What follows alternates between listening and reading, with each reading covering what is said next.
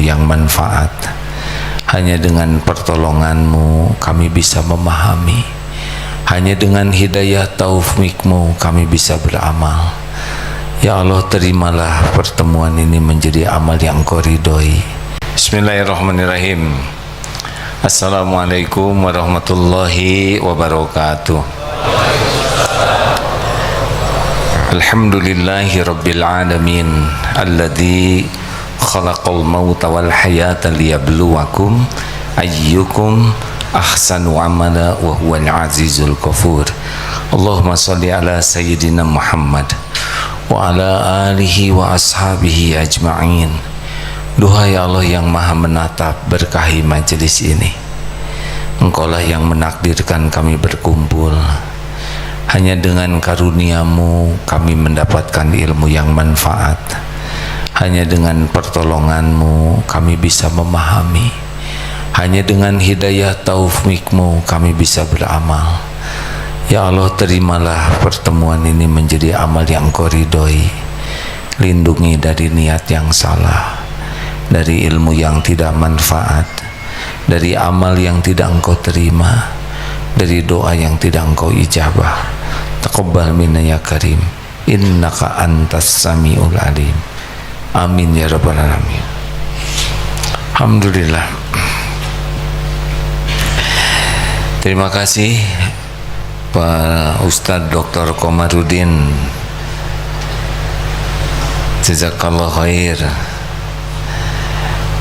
Yang paling mahal di dunia ini adalah ketenangan batin. Kali ini kajiannya sederhana.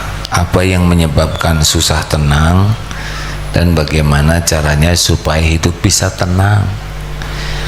Kalau Al-Quran sudah menjelaskan cuma satu pintu tenang, itu ala bizikrillah tatmainnul qulub. Camkan, hanya dengan zikrullah, ingat kepada Allah, hatimu akan tentram. Hati ini dikuasai oleh Allah Subhanahu wa Ta'ala. Yang menggenggam hati kita adalah Allah. Yang membulak-balik hati kita juga hanya Allah. Muqallibal qulub. Bahagia itu hanya datang dari Allah.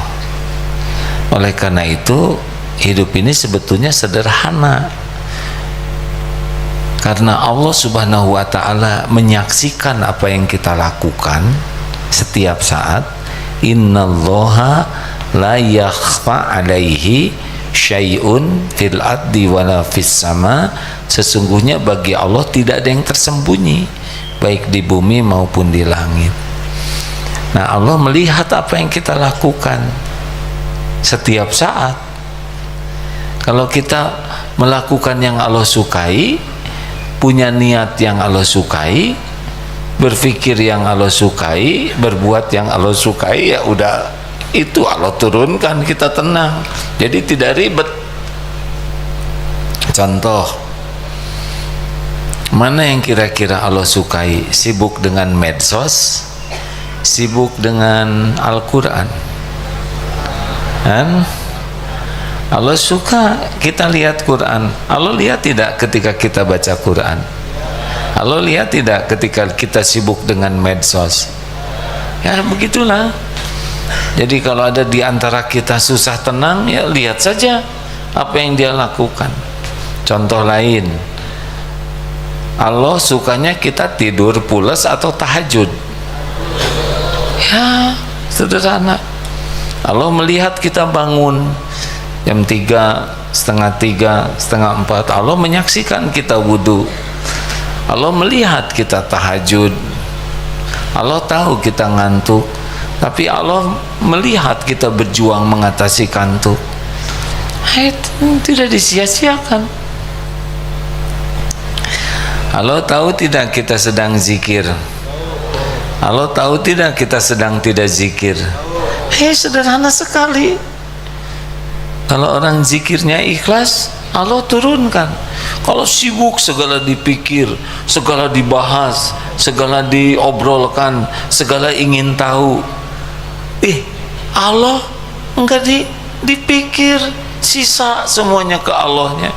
Sholat sisa waktu, sholatnya juga fokusnya cuman sisa mikir yang lain-lain, sedekah recehan, sisa uang, kemudian baca Quran hanya sisa lihat medsos, nolong orang. Allah tahu kita ingin dipuji, ingin dikagumi, bukan ingin diterima Allah.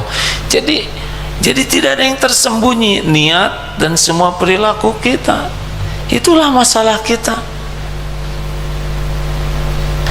Rezeki, banyak orang yang ribet sekali tentang rezeki. Pada rezeki itu cuma satu pemiliknya, Allah. Hanya satu juga yang membuka, menutup pintu rezeki, hanya Allah. Jadi kalau udah ingat rezeki, ya pikiran kita hanya Allah. Bagaimana kita yakin dan bagaimana kita berikhtiar supaya Allah suka. Berapa saja dikasihnya oleh Allah, terserah Allah. Bagi kita sama aja, dibikin lapang, sempit, semuanya berpahala kalau Allah yang ditujunya. Baik, satu ya yang suka membuat orang hidup ini tidak tenang adalah berharap dari selain Allah. Ini sudah sering disampaikan. Allah sudah berulang menyampaikan, innallaha yuhibbul mutawakkilin. Sesungguhnya Allah mencintai orang yang tawakal. Tawakal itu amalan hati ya. Tangan bekerja, kaki melangkah, otak berpikir, hati hanya Allah saja. Seperti Siti Hajar ditinggalkan oleh Nabi Ibrahim karena perintah Allah. Hati Siti Hajar yakin Allah maha dekat, maha tahu. Ini lagi susah, tidak ada makanan, tidak ada pohon, tidak ada orang, tapi Allah ada. Tapi Siti Hajar kakinya melangkah, sofa marwah, tangan melihat, dan Allah menyaksikan. Lalu pada waktunya keluarlah air Zam-Zam di balik kaki Ismail. Ikhtiar kemana, air di mana, suka-suka Allah, tidak usah ngatur Allah. Makanya latihan yang harus selalu, berhentilah berharap dari makhluk, berhentilah bersandar kepada ilmu, gelar, pangkat, jabatan, posisi, popularitas, kemampuan, keahlian. Ikhtiar jangan, udah Allah aja. Halo, udah Allah. Semua yang kita inginkan pasti ada dalam kekuasaan Allah. Semua hanya bisa datang kepada kita dengan izin Allah. Percuma kita berharap ke makhluk. Kalau Allah bisa takdirkan dikasih, tapi kita tidak dapat ketawakalan. Kalau kita tidak berharap ke makhluk, bicara boleh bicara. Saya pinjam uang, tapi hati nggak ada tuh yang bisa membagikan rezeki selain Allah. Ini kita sedang mau membebaskan tanah di Perth, di masjid Perth di Australia. Hati yakin ini masjid milik Allah, yang ngebagikan rezeki Allah. Sekarang yang mau dibeli tanah milik Allah juga hakikatnya. Penuh hati itu. Satu-satunya yang bisa membebaskan tanah ini ya pemiliknya Allah. Ini rumahnya juga Baitullah, rumah Allah.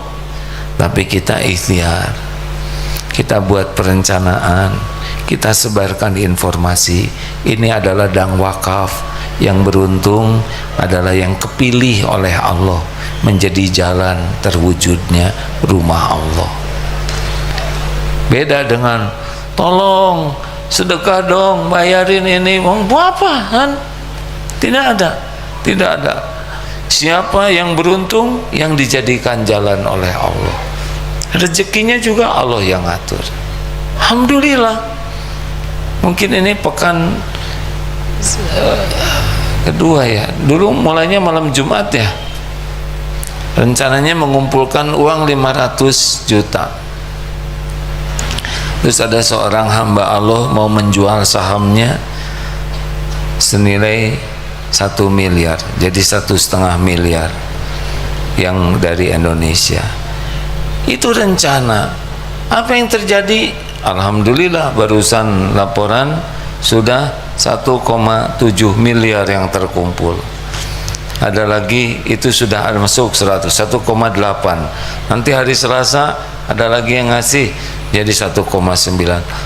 Rencana kemana, hasil kemana? Ya Allah yang ngatur. Kita sempurnakan ikhtiar tanpa berharap ke makhluk. Kalau tidak berharap, tidak pakai jengkel, tidak pakai tegang, tidak pakai gelisah. Allah pemilik segala karunia. Halo, jelas ya? Kok hai sih? Kalau halo lagi ini bisa ditempeleng nanti oleh orang, ditelepon oleh kepala sekolah, halo, hai, disangka melambai. Nah, lanjut.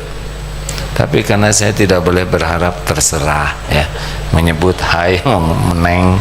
Lanjut. Sama dari yang dekat juga. Suami banyak berharap ke istri, kecewa. Istri banyak berharap ke suami, kecewa. Berharap ke anak, kecewa, sakit hati, jengkel, marah. Berharap ke orang tua begitu. Orang tua berharap ke anak juga begitu. Udah, semua nikmat itu milik Allah. Nggak ada yang bisa datang bentuk apapun. Wa ma bikum min ni'matin faminallah. Ini latihan penting sekali, termasuk ke dokter. Jangan berharap dokter bisa menyembuhkan, enggak. Kenapa sudah ngelihat tangan saya terus? Ini apa coba? Ini jarum, ya. Diinfus belum selesai. Makanya Ustadz Komar takdirnya, ya Ustadz Komar udah assalamualaikum, infusan belum habis, ya tinggal dicabut, betul tidak? Nanti sambung lagi. Sederhana ya. Ini teh colokan ketiga, ya nggak? Satu nggak masuk, bengkak, masuk sini bengkak, ya udah terima weh. Ini pasti dosa tangan ini ya. Apa nih sehingga sebelumnya kena, tapi kalau udah waktunya masuk, infusannya masuk, jalanin aja hidup mah. Udah kecewa juga, udah melendung, ya kan? Halo? Kalau udah kayak gini, apa yang terjadi? Istighfar. Karena wama asobakum min musibatin fabima kasabat aidikum. Musibah apapun yang menimpa padamu karena tanganmu sendiri. Jadi saya biasa kalau udah sangat capek, apalagi hari Ahad harus pergi ke Jepang, jadi didoping lah, diinfus vitamin. Tapi hari ini dapat rezeki, ya nggak masuk, ya sudah, episodenya begitu. Nggak ada yang harus dijengkelkan, tobat saja.